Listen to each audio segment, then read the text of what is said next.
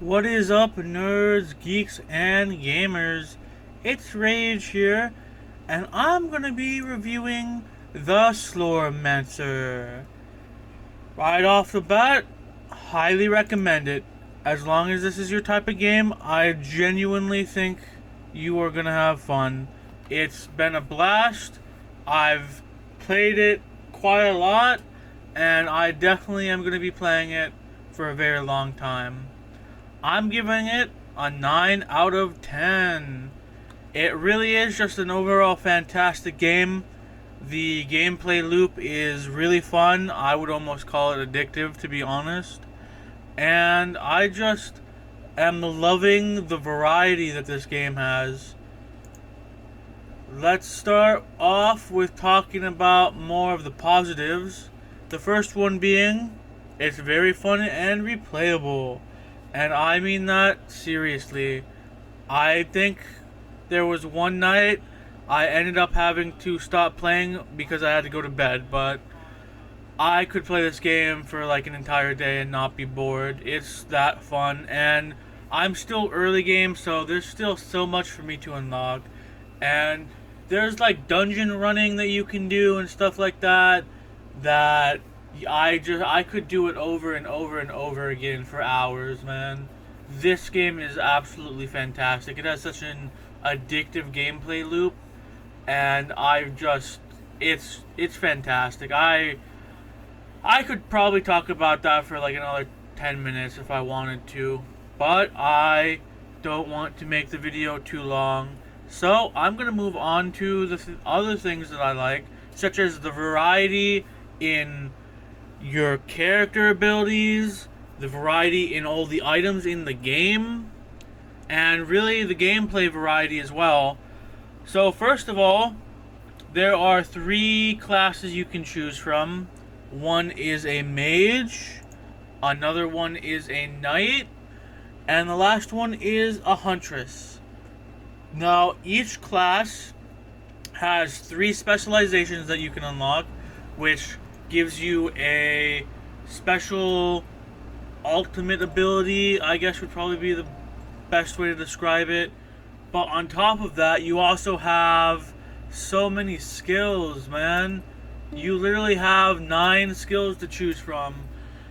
And each skill has a freaking tree that you can upgrade to make things different about it. Like, some abilities you can change what, like, nature, like the type that ability is. You can make them cost less mana, like do like bigger AoE stuff. You can make it so it combos really well with other abilities. Like, there are a couple where if you hit them with a different skill, it'll make them either explode or do something else. It's just, there's such an incredibly diverse array of abilities just for each class and each skill, and it just comes together in a magnificent way. And that's not even talking about the other 2 classes, which I haven't played outside of 2 optional missions that you can do, where you play as the knight, and then in the other one you play as the huntress. They were both pretty fun when I played them, but I'm a magic user through and through, so I've been focusing all my time on the mage and not the other 2 classes, obviously. You also have like clothes and trinkets and stuff that you can put on that all have different effects. There's different rankings. You have common, uncommon, rare, and then like legendary. I basically just call them by the colors, because at this point in time, everyone knows that in video games like RPGs, different colors are associated with different ranks. But that also helps add a ton of variety, because you can, build yourself into a certain type of build. Like, maybe you want incredibly high life regeneration, so you can play a tanky mage if you're not a fan of having to try and dodge all the projectiles and enemies and stuff like that. Or you can do something with attack speed, so you attack super, super fast. Maybe I heard from someone who rated me while I was streaming this game that they have like an evasion huntress, and they have an item that every time they evade something, it deals damage to whoever's attack was evaded. It's just incredible. You can upgrade skills. They have something called potential. You can reinforce them, and it just builds on the base stats that it came with. I'm not sure if there's like a prestige ability or something with it where you can like upgrade it from a common item to a rare item or something like that. But that's already like crazy good. Like you can get so much out of just upgrading your items, your magic, clothes, your trinkets, boots, all that good stuff. And that's not even going over the fact that you also have different weapons that you can find throughout the game. For mages, you find different staves, but for knights, I think you find different swords, and then for hunters, I'll start saying hunters. You can find different bows, and they all have their own unique stats and abilities. And on top of that, if you use the stabs enough, if you use the weapons enough, they even upgrade to get better. So like the more you use one staff, the more, like for instance, the staff that I currently run, I get increased the mana regeneration every time it levels up, and I think I also do damage based on my max mana or something like that. It's been a little bit since I've played, simply because I've been grinding a different game lately. But there's like, I'm pretty sure there's over 100 of each of the different weapons, and on top of that, if that's already good. Supposedly, I haven't gotten to this point yet. Your stabs can get leveled up so much that they like prestige themselves and unlock new abilities with them and stuff like that. And you know, that's all well and good. That is fire. That is cool. You can actually get Ancestor Stones, which unlocks a whole new grid of skills, abilities, and other upgrades that help you with leveling up. And it's just, there's so much. If you're someone who loves to min-max, you're gonna love this game. And I mean that. You're gonna absolutely love this game, because you have so much variety. You have so much that you can just focus on. If you're playing the mage, you can focus on nothing but your magic. You can increase your max mana, and you can find items that help you deal damage based on your max mana, and or like your mana regeneration, so you never run out of spells. You can never run out of time to throw spells.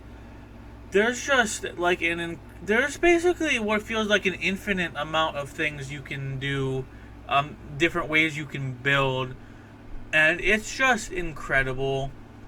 I wish more games had this, because it just makes it so much more satisfying. And you know what? On top of that, I completely forgot about this, but you just have basic leveling up too. Every time you level up, you can put it towards certain special things that do other stuff too, such as increasing your max mana, increasing your Slorm chance find, increasing your gold find. You have stuff that increases your max armor, max life, your attack speed, your crit chance. It's never ending. It is never ending variety in how you want to go about building. I've talked about the gameplay and the variety enough, though. Let's move on to the art style. I'm not gonna lie and say this is the most beautiful pixel game I've ever seen. I think the top-down view makes it not as beautiful. The art style is pretty good. It makes the world feel interesting. So far, every single area that I've gone to, like the graveyard, the prison, the ancient Slorm dungeon, all of them have felt incredibly different from each other. You know, the enemies are honestly really recognizable from a glance. Like, I would say instantly recognizable from a glance. You know, the maps look kind of spooky, which, you know, the music is also pretty good for this game. This game is only developed by 3 people, by the way, so the fact that we already have such a fleshed out game is pretty incredible. But the music and the atmosphere, the pixel art, they all come together to make a visually pleasing, and, you know, auditorially pleasing game. Like, the music, I'm not gonna say is incredible, but it definitely does the job of making me want to, like, sway my head to the beat, especially when I'm doing like a rush down to try and get as much Slorm as possible. A combo, as the game calls it. You do you kill, if you kill enough creatures at a time, you get like increased Slorm find from that. So you kind of want to try and run down as many enemies as you can before it runs out, and it resets every kill, but it definitely makes the game feel really hype. Lastly is the story. I'm not super far into the story, but I think it's pretty interesting so far. And this game was definitely created to be kind of comedic, considering the names of some of the characters, like freaking Brian McRipped and a God. Like, I don't know, those names are just really funny to me. So overall, like I said, a strong game. 9 out of 10 in my opinion. I hope you guys will give it a chance. It's pretty cheap for what you get, in my opinion, and I just really hope you guys play it. With that being said, I do have some issues with it. It's it's a 9 out of 10. It's not perfect. The first thing is that the variety, in my opinion, is very confusing. I'm trying not to Google like the best builds or watch YouTube videos on the best builds and stuff like that, but this game just has so much to offer that it can be hard to really focus on one build over the other. At least as a beginner, that has been the hardest part of the game, is just trying to find something that'll help me with beating the bosses and doing the dungeon runs and just being viable, because this game can pull you in a lot of directions, and if you're not careful, you end up with a really big nothing burger of a build. If you spread your stats too far, if you don't focus on certain spells, like skills, I should say, you will be kind of left behind, and it's just kind of difficult to keep up with everything, because you have your basic leveling up, which you can put towards different skill trees that offer you tons of different things. Obviously, you have the armor, you have the ancestor legacy tree, you have the fact that all your skills can be upgraded, you have the fact that you can choose 3 different specializations for 3 separate ultimates. There's also the fact that you have a bajillion staves you can find and level up, and it's just a lot. And obviously, I assume as I play the game, I'll get better at being able to min-max and stuff like that. And the game is very generous in the fact that you are able to undo every single upgrade that you do. Outside of maybe your clothes, I don't think you can undo that, but you can take out, if you put 10 points in getting max health in the skill tree that gets you the max health, you can just remove all 10 and just put them somewhere else. And it's the same for your skills, and you can find items like you're given one for your stabs that let them all get to level 25 instantly, as long as you have another stab that is 25. So it really helps you with testing out new stabs because they're not so severely under leveled. But overall, that has just been a very, very, very tough part of the game, especially because this game doesn't really have like a wiki inside of it. So there's a lot of terms that you kind of have to try and figure out on your own, like the difference between the 3 different types of magic, because you have the blue magic, which I think is temporal. You have the purple magic, which is arcane, I think. No, blue is arcane, purple is temporal, and then the red one I honestly have forgotten the name of, but it doesn't really matter. You guys know the different colors of the magic. But, like, so it can be really confusing.